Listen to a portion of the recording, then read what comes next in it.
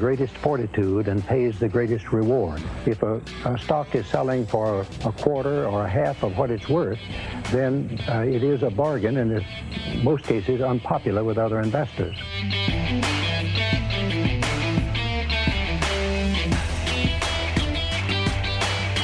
On Money Monday, when we do a second hour, not only do we bring you the guests live, but we bring you legends. And right there, right before we came back in this segment, you heard from Sir John Templeton. Some of you may have made elections in your IRA or your retirement fund to invest in Templeton funds.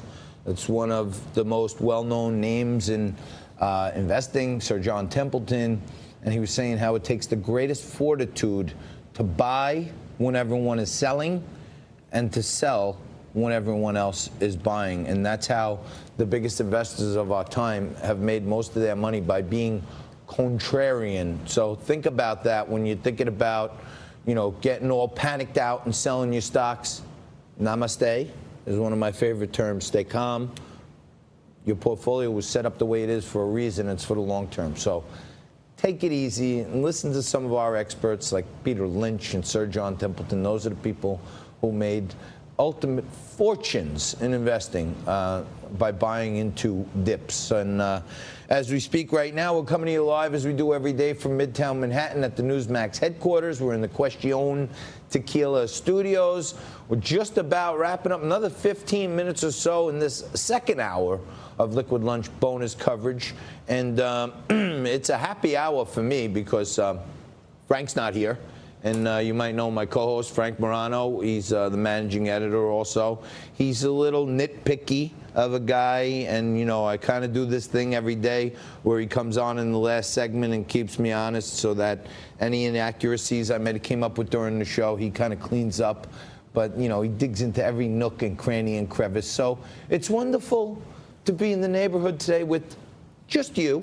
And, you know, going back like couple years ago, the left tried to paint us all, starting with Hillary Clinton and others, as these horrible, gruesome people, the deplorables. If you're for Trump, you're deplorable. You're deplorable if you work for a living. You're deplorable if you're middle class. You're deplorable if you want lower taxes. You're deplorable if you want border security, if you want legal immigration. You're deplorable, deplorable, deplorable. We see how that backfired. And Trump won where everyone on the left. And, you know, I take Morning Joke, I call it, this other crazy lefty loon show on one of our competing channels. I take him to task all the time. I call the show Morning Joke because,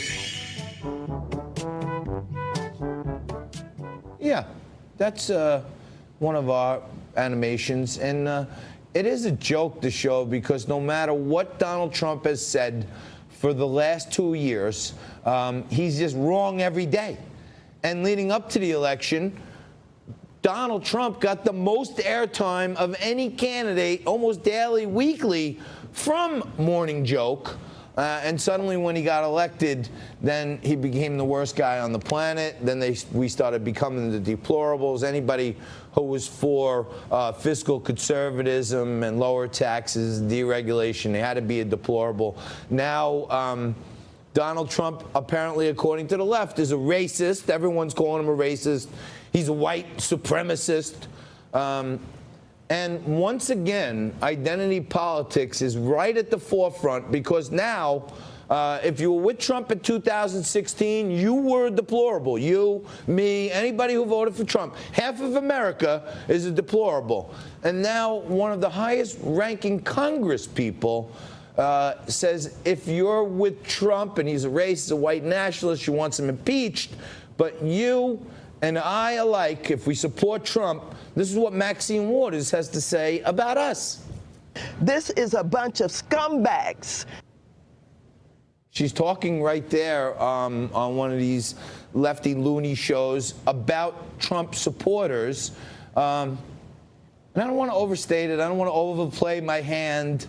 But that's Maxine Waters, the chair of the House Financial Services Committee.